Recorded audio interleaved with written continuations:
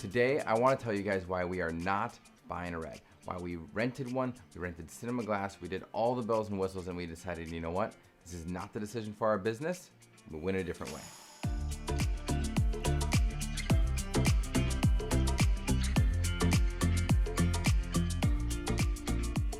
It wasn't that long ago, we were in Florida, Marco Island, one of my favorite places on the planet, with my wife, and then my family joined up a little bit later, and we actually rented a Red. We did some Schneider cinema glass as well, and it was amazing. It was a fantastic package, over $50,000 in gear just to be able to test it out, see what it was like, see what we enjoyed, see what we didn't enjoy, and decide if we wanted to actually pick that piece of gear up for our business and if it was something we were going to use. To be honest, it's not. We loved it. It was an awesome camera. It was really amazing to use, but it was not something that we thought would be good for our business. So I want to tell you guys today a few reasons on why we are not buying a Red and why it would have been actually a poor business decision for our business.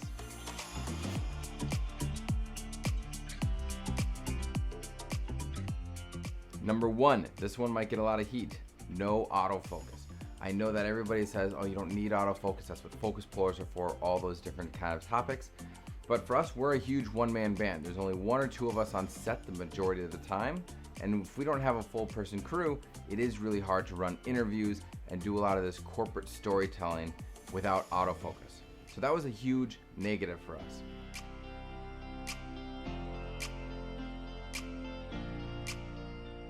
Reason number two is, yes, I loved that the camera was modular and it actually felt great in the hand and you can build it out however you want, but that really didn't fit the need for our business and the way we do work. Really, we wanted to have something more that had the audio components on it, had all the shortcut buttons on the side, had a variable ND on the inside of the camera. Spoiler alert to what we obviously bought. But we needed those things much more than we needed something like Red Code RAW. Which brings me to reason number three, the codec. Red Code RAW is one of the most amazing things I've worked with. I loved it. It's fantastic.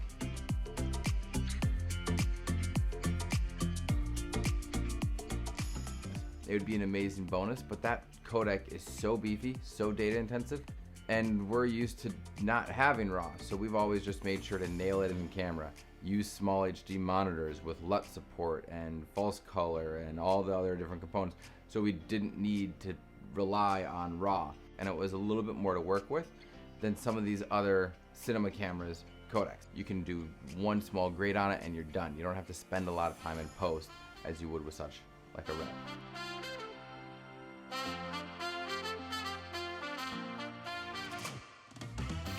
Another reason, fourth reason, we have four? I think we're on four reasons, is the usability.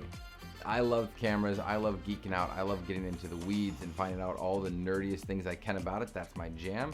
And a Red camera is amazing, but if you aren't someone who's fully in this industry, someone who loves it, lives it, breathes it, that camera is really hard to work with. Just understanding the functionality, knowing what things mean, knowing where things are, how to hold it, how to rack focus manually, all those different things I love. But a lot of the second shooters I hire, a lot of the contract shooters I hire, it's going to be a little bit over their head. So something that can be more plug and play, something that can be a little bit easier for someone who's maybe a newer shooter was another huge selling point for us. That brings us to the end here. That brings us to what did we actually decide to go with. And we'll make a whole nother video on this, but we decided to go with the Sony FX9. I get to keep my E-mount lenses. I get variable NDs on the inside of the camera. I get a full frame sensor, audio ports on the side, 4 channels. It's been fantastic. We've used it on a few shoots. I'm looking forward to a full year of just really throwing it through some hardcore paces. But so far, it has fit everything we need. I loved the Red. There will be times that we rent Red. But for us, wedding storytellers and corporate storytellers and people who really need some of these more reliable functions that I don't have to build out a modular system for and build a crew around, the FX9 checked every single box. So we are very excited for it. I hope this was helpful for you guys.